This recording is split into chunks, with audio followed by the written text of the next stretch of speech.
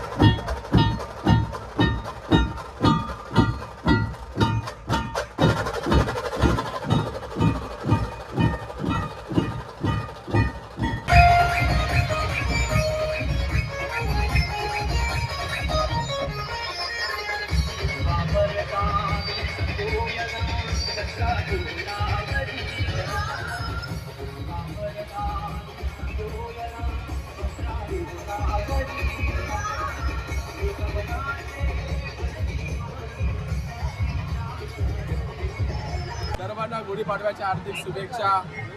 आणि सगळ्यांना नवीन वर्ष चांगलं जाऊ, निरोगी जाऊ. आणि आपलं भावाचा सबस्क्रायबर वाढू, लाईक वाढू. तुम्ही असं सहकार्य करत राहा. भावाला मोठं करा. मराठी माणसांना मोठं करा. आजपासून आपल्या भावाला पण मोठं करा. जय हिंद, जय महाराष्ट्र. धन्यवाद.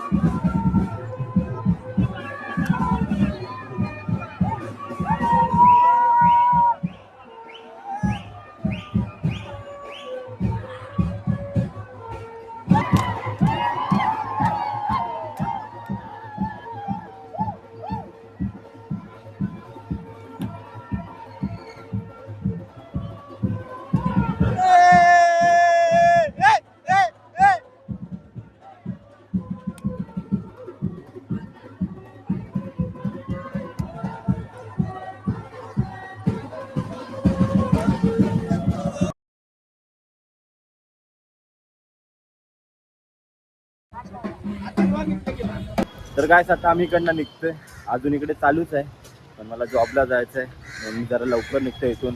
आणि माझा भाव मला कधीच एकटा सोडत नाही. माझा भाव मला त्याच्यामुळे जीव मला आहे. पण जायला लागतं पूर्ण रिटर्न, पण भावासाठी काय सोडावं लागतं सर्व. मला सोडून परत आहे ना भावा. हा तर आता इकडनं मी जाणार जॉबला, बाकीची पब्लिक आहे इथेच. तर काय आता आलोय साईडवरती, बरोबर 10:05 असताना आलोय. तर थोडा मेल वगैरे करूया, म्हणजे अटेंडन्स लावूया. आणि काम तर चालू आहे, मला पाठी नॉईस येत असेल बॅकग्राऊंडचा, बघूया आता. खूप कंटाळा आला तिकडनं, पण लगेच निघून आलो. थोडं तिकडं काम चालू आहे. आणि ह्याच्यानंतर आता मी तुम्हाला डायरेक्ट भेटतो सुटल्यावरती 6 वाजता. तर काय मगाशी जॉबवरनं घरी आलो, फ्रेश वगैरे झालो, नाश्ता केला आणि असंच थोडा वेळ बसलेलो. आणि आत्ता वाजले 7. तर आता चाललोय दादरला शिवतीर्थावर. गुढीपाडवा मेळावा आहे, तर तिकडे साहेबांचं भाषण पण असेल. तर मी आणि माझे सर्व मित्र चाललोय तिकडे. तर चला जाऊया तिकडे जाऊन तुम्हाला भेटतो. तर काय आम्ही पोहोचलोय आणि साहेबांचं अजून भाषण झालेलं नाही, टायमावरती आलोय. पब्लिक बघा, आणि लवकर आलो जरा. आता साहेबांचं पण भाषण भेटेल आपल्याला.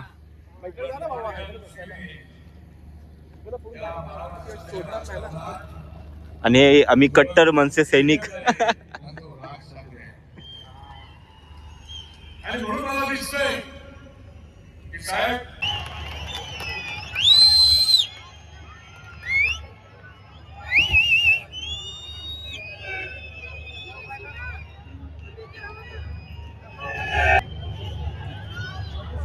जमलेल्या माझ्या तमाम मराठी बांधवांनो, भगिनींनो आणि मातांनो,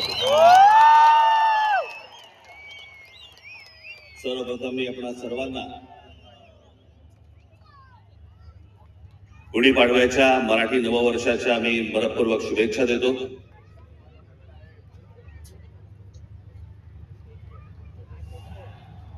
मार्च 2006 पक्ष स्थापन झाला आणि 19 मार्च 2006 आपली पहिली जाहीर सभा या शिवतीर्थावरती इथे झाली. आज देशातही एक धाकधूक सुरू आहे, भीषण परिस्थिती आहे, गॅस मिळत नाहीयेत.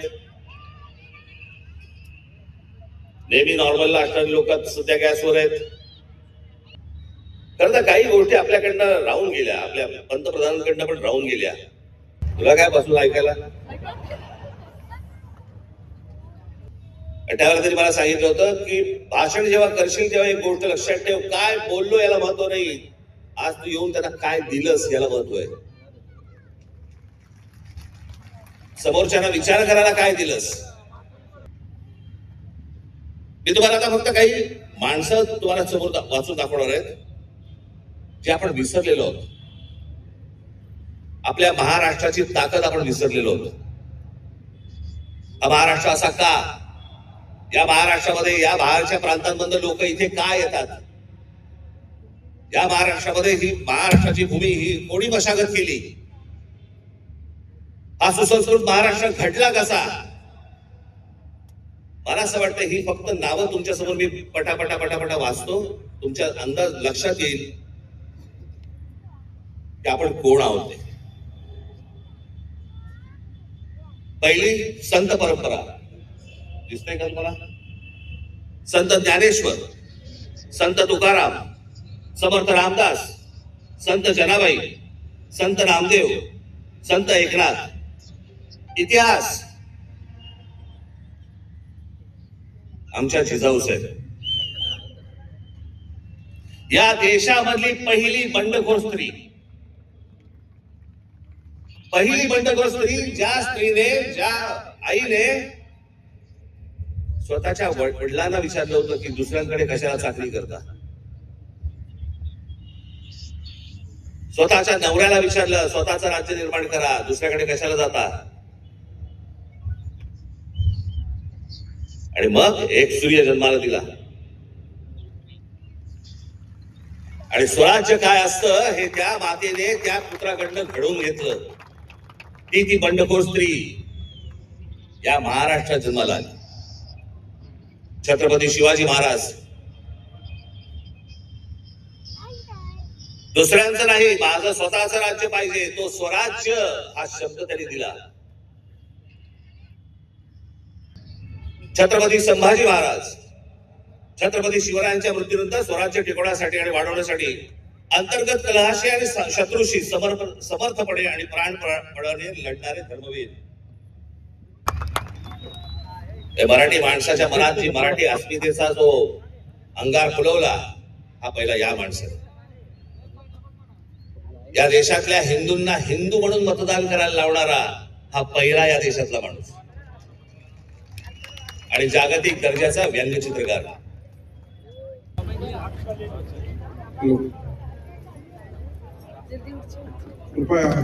तर काय सभेवरनं डायरेक्ट घरी आलो. पुढे ब्लॉग केला नाही पण येताना खूप ट्रॅफिक झालेली म्हणजे सर्व पब्लिक निघत होते. आणि हा ब्लॉग मी आता इथेच एंड करतो. हा ब्लॉग आवडला असेल तर लाईक करा, शेअर करा, कमेंट करा आणि चॅनलवरती नवीन असाल तर सबस्क्राईब करा आणि तुमच्या भावाला मोठं करा. चला गाईस, बाय.